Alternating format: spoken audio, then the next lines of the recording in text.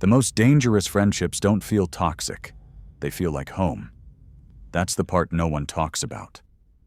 You don't stay because you don't notice the red flags. You stay because somewhere between the good memories and the bad ones, your brain stopped being able to tell the difference between love and pain. This isn't weakness, it's neuroscience. And by the end of this, you'll understand exactly why leaving someone who hurts you can feel like losing a piece of yourself, and what that means for who you actually are. Here's what's really happening inside a toxic friendship. The relationship doesn't start bad, it starts electric. There's warmth, understanding, a sense of finally, someone gets me. And then slowly, the dynamic shifts.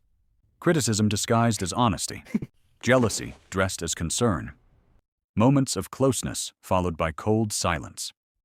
This pattern, warmth, then withdrawal, warmth, then withdrawal, is called intermittent reinforcement. Psychologists consider it one of the most powerful behavioral conditioning mechanisms in human psychology.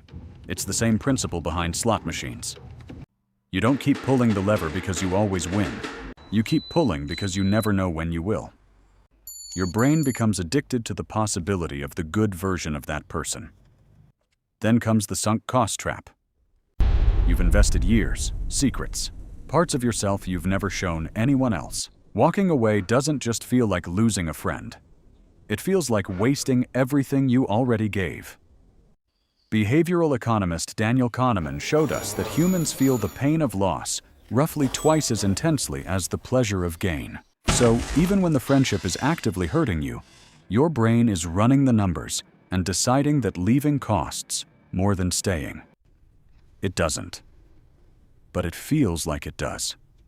And here's the layer that cuts deepest. In long-term toxic friendships, your identity starts to merge with the relationship itself. You begin to define yourself through their perception of you. Their moods become your moods. Their approval becomes your self-worth. Psychologists call this enmeshment, and it means that when you finally try to leave, it doesn't feel like freedom. It feels like erasure. That's the open loop this kind of friendship creates. It makes you believe you cannot exist fully without them. But here's the reframe. The version of you that feels lost without them isn't your truest self. That's the self they built, because a smaller you was easier to keep. You were always more than what they made room for. If this landed, share it with someone who needs to hear it. And if you want to understand your own patterns more deeply, the next video is already waiting.